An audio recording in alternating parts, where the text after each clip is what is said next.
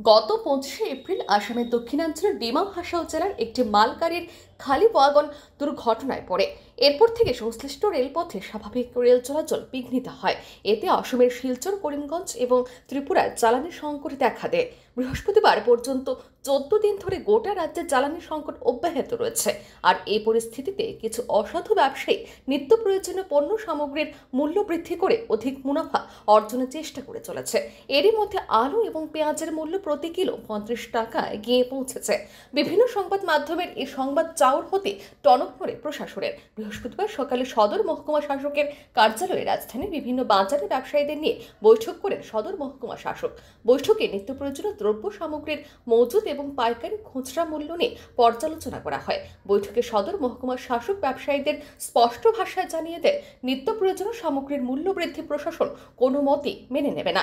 নিত্য প্রয়োজনীয় পণ্য সামগ্রীর মূল্য বৃদ্ধি রোধে ব্যবসায়ীদের সহযোগিতা চান তিনি।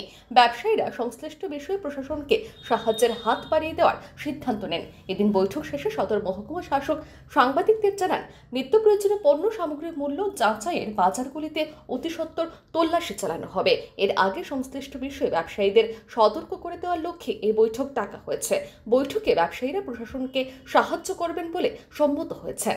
ব্যবসায়ী সমিতির যারা আছেন, সিনিয়র কর্মকর্তাগণ, বিশেষ করে আলু, পেঁয়াজ এবং অন্যান্য সামগ্রী নিয়ে যারা বিজনেসের সাথে যারা জড়িত, ওনাদের নিয়ে আমরা একটা মিটিং করছি।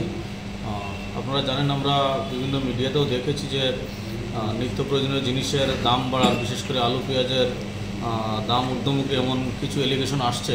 তো এটার একটা মজুদ কী ধরনের মজুদ আছে বা রেট কত, মানে সত্যিই কি রেট বেশি নেওয়া হচ্ছে বা কোন বাজার অনুযায়ী কত বেশি নেওয়া হচ্ছে, ওইগুলো আমরা একটা অবশ্যই আমরা রেড করব বাজারে গিয়ে। কিন্তু এই ধরনের রেড করার পদক্ষেপের আগে আমরা ওনাদের নিয়ে একটা ডিটেলস পুঙ্খানুপুঙ্খভাবে বিশ্লেষণ করব এবং একটা আলোচনা করছি, যাতে ওনারাও সহযোগিতা করবেন। আমাদের আশ্বাস দিয়েছেন, ওনারাও আমাদের ডাকে সাড়া দিয়ে এখানে আসছেন, যাতে সাধারণ মানুষ যাতে এই ধরনের পণ্য নিয়ে যাতে ভুক্তভোগী না হয়, এই জন্য আমরা একটা মিটিংটা আমরা দেখতে চাই। এদিন মহকুমা শাসক জানান, রাজ্যের নিত্য প্রয়োজনীয় পণ্য সামগ্রী মজুদ পর্যাপ্ত পরিমাণে রয়েছে।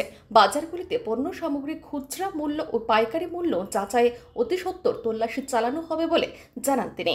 এক্ষেত্রে অভিযুক্তদের বিরুদ্ধে দৃষ্টান্তমূলক ব্যবস্থা গ্রহণের কথাও জানান সদর মহকুমা শাসক Maniklal Das. Bureau report, RE news.